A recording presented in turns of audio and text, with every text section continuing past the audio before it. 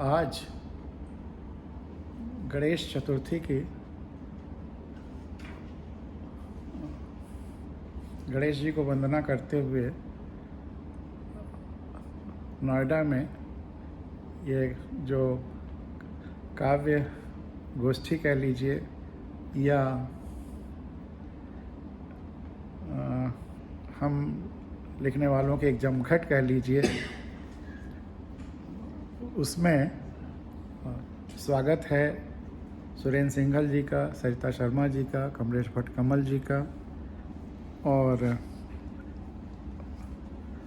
एक शुभकामना संदेश जो मैंने आज लोगों के लिए तैयार किया है आप सभी को इसकी भूमिका में सुनाते हुए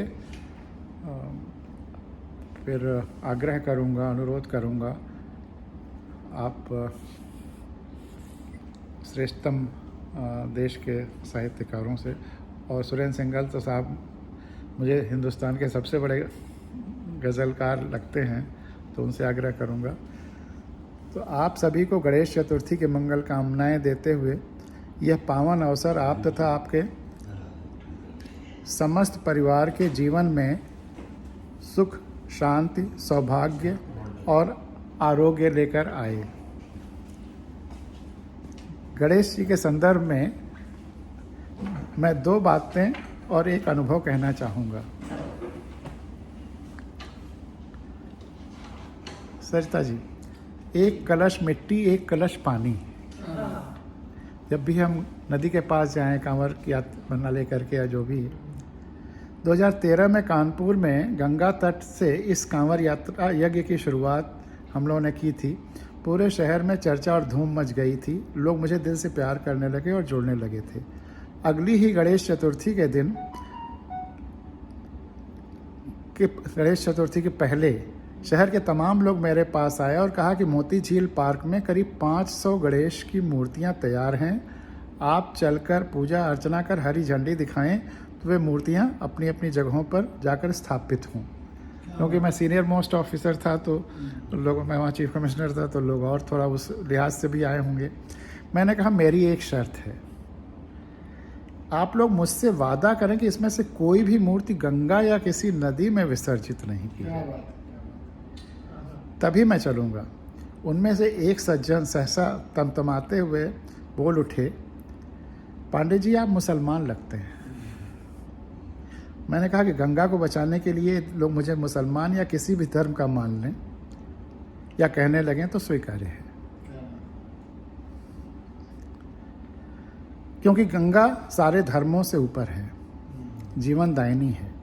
सारे ही धर्म धरती पर कुछ 100 या 1000 साल से हैं, गंगा करोड़ों अरबों साल से है।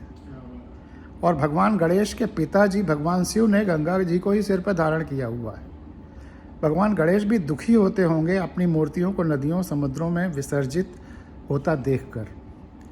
जहाँ तक मेरा सवाल है, मैं अंदर से जो हूँ वही रहूँगा। विराट, जीवंत, संवेदनशील ईश्वर में शरीर का एक अति सूक्ष्म जीवंत संवेदनशील अंक हम भी हैं और आप भी, हम सब यही हैं। और दूसरा अनुभव मेरी लंबी कविता धरती जानती है लिखते समय की है। कविता लिखते लिखते गणेश जी से मेरी थोड़ी हंसी ठठोली भी चली। मुझे एहसास हुआ कि गणेश जी ने ही मेरी मुस्कुराकर मेरी कविता का आनंद लिया और इस कविता के लिखने के लिए मुझे ओके भी कहा।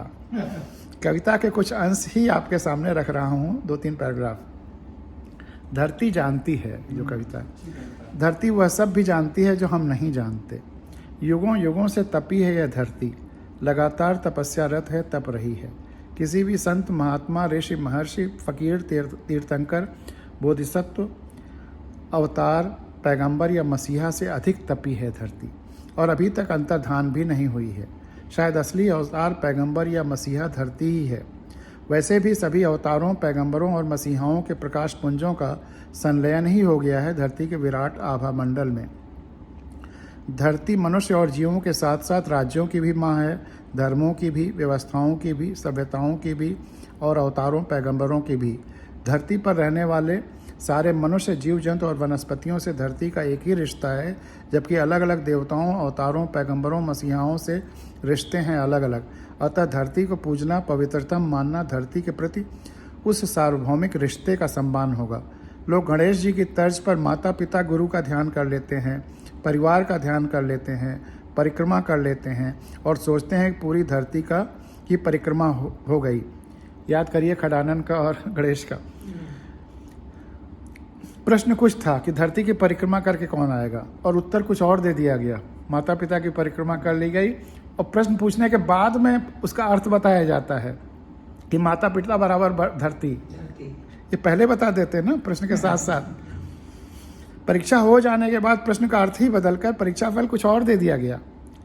और शराफत देखिए गणेश जी के बड़े भाई खडानंद की कि रिजल्ट पर रिवैल्यूएशन के लिए, पुनर्विचार के लिए आवेदन भी नहीं दिया। आइए हम सब उक्त परीक्षा फल पर पुनर्विचार के लिए खडानंद की तरफ से, धरती की तरफ से आवेदन देते हैं। ये गणेश जी की इजाजत से मैंने लिखा। खडानंद कार्तिकेय एक ही है।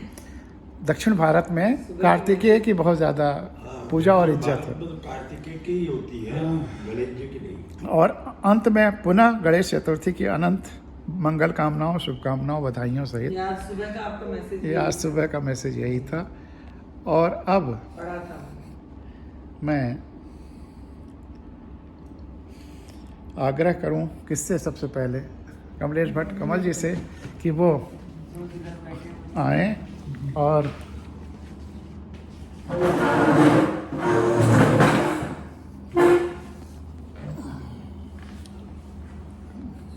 जी बैक कैमरा से सामने से बैक कैसे होगा, दिख नहीं रहा है। इसको दबाने से होगा क्या? उंगली फिरा दीजिए, वैसे ही होगा। नहीं हो रहा है, स्वाइप कर दीजिए, नहीं दिख रहा है। दिखाइए।